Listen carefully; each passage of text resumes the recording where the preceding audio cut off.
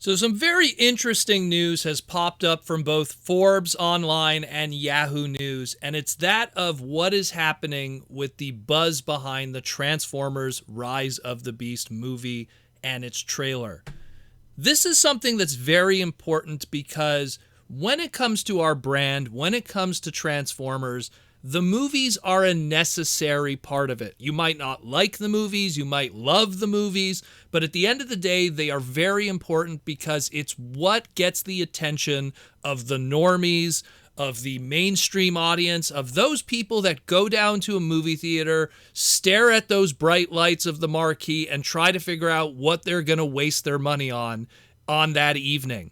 And that is one way that we could take them into our world, covertly in a lot of ways, and possibly, dare I say, convert them and get them excited about Transformers. Maybe they might buy some toys, maybe some comic books, maybe watch a show. We might have them forever. They might even come down to a TFCon. But the point is, the movies serve a purpose, and we can't deny how different the Transformer world was on a mainstream level in 2006 as it was to 2007 when those movies started coming out. And why I'm talking about this is because today it was announced on Forbes and on Yahoo News. This was courtesy of Scott Meldenson, who's done reporting through Forbes for many years, that the viewership for the Transformers Rise of the Beast trailer broke every record for trailer viewings in the past couple of years and even got more viewership than other big rival brands that are around right now. So it's pretty crazy because on December 1st, when that trailer debuted, the same day was also the debut of the Guardians of the Galaxy Volume 3 Marvel movie, which was going to have a lot of hype behind it, and the Indiana Jones Dial of Destiny trailer. Right now, as it stands, the Rise of the Beast movie trailer has way more views than any of them.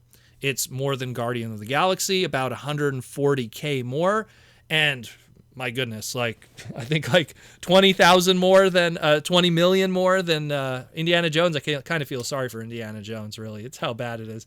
But the point is that the viewership is really big, and across all the different platforms, they're pretty much accounting for it. They're saying almost 500 million people have seen this trailer, and on top of it, when they start crunching the numbers for Paramount, they're saying it's the fourth highest viewed trailer that in 24 hours they have ever had. First place was Spider-Man No Way Home at 355 million. Second place was the first Avengers Endgame teaser trailer at 289 million. And third place was the second full Endgame trailer at 268 million. So Transformers is really getting a lot of attention. Clearly, there's a lot of people very interested in this. There's a lot of people that are going, I remember that gorilla. I remember that cartoon on the Power Block, or watching it Saturday mornings on Fox Kids. Or there's people that grew up in the 90s that are now that buying demographic, that 25 to 35, that's the golden number of people that, because usually when you're 25 to 35 today in this boomer, no longer exists generation, now we're Gen X, Gen Z, Zoomers, that generation now, when you're 25 to 35, chances are you're still living at home, you still live with your parents, but you have your first job now. So they're the most loose with their money, and they're the biggest spenders of stuff. They go to see movies, they buy product, they buy things. They're the best people to market to. And right now in that sliding thing, now it's people who grew up into the mid to late 90s. Now it's kids that they were 5 years old and watched Cheetor transform on the screen on Beasties on YTV or Beast Wars on Fox and the Power Block. It's something that is really resonating with the current audience and getting people's attention, along with the fact that maybe people are burned out from the Marvel stuff and the DC stuff and other things. And Transformers was absent for a small period of time, mostly due to the Big V and COVID and everything. But the point being is that there's clearly attention here.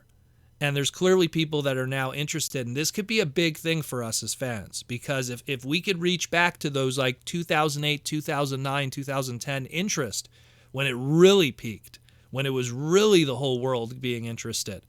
It could be pretty cool to see what happens from it. They even have information here that TikTok, usually they have different trailers for different movies on TikTok, and the Rise of the Beast movie trailer on TikTok was the #1 watched movie trailer in 2022. And considering we're in December now as of this recording, that wraps that one up. So it's pretty much #1 for the whole year. I don't think anything's going to come around and change that. And they said the closest thing even to that was Universal's Jurassic World Dominion.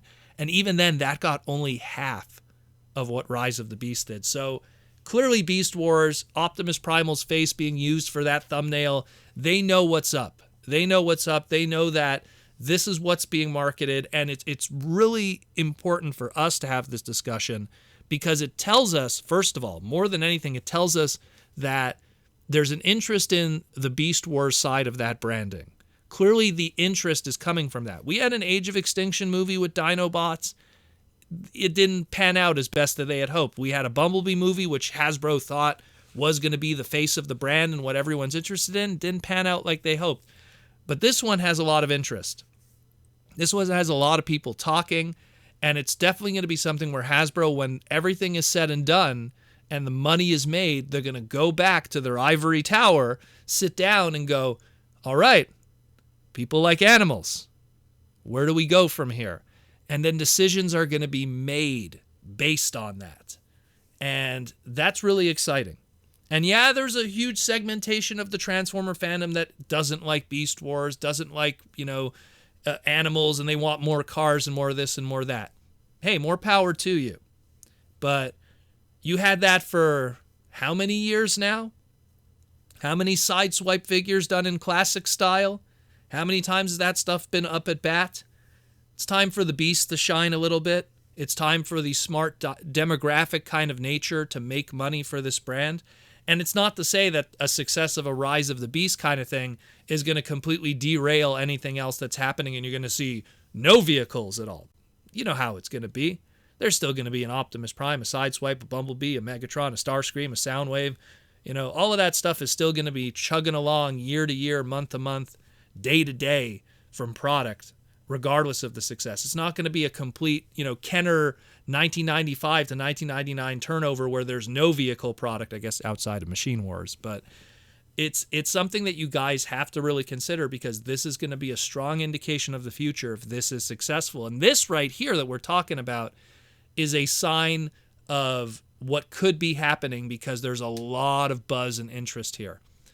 Let me know what you think. I just wanted to talk about it because reading that whole article and all these numbers and stuff, it makes me excited because it's telling me that I'm not the only one that's excited about this movie as a Transformer fan. The mainstream audience who grew up with it is also very interested.